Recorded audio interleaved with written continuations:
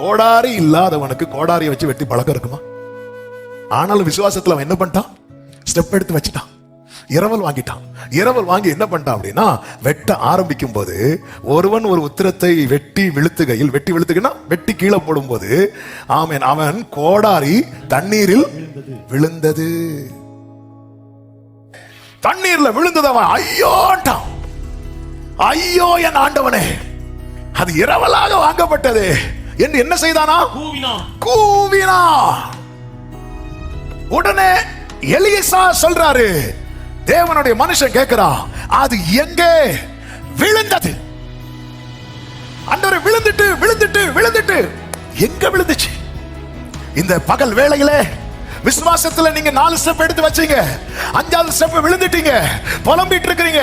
இன்னைக்கு கர்த்தர் கேட்கிறார், எங்க விழுந்ததோ அங்கிருந்து ஒண்ணு நான் மீண்டும் துவங்க வைக்க போகிறேன்.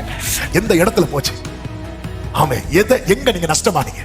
எங்க நஷ்டப்பட்டீங்க? யார் வார்த்தையை நம்பி புறப்பட்டீங்களோ அவர்கிட்ட சொல்லுங்க, அவர்கிட்ட சொல்லுங்க, அவர்கிட்ட சொல்லுங்க.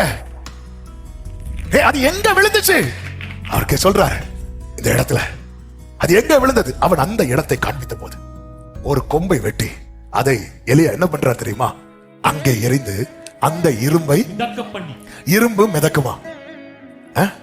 சத்தமா சொல்லுங்க, மிதக்காது. அப்போ இது மிதக்குதுன்னா இதுக்கு பேர் என்னது?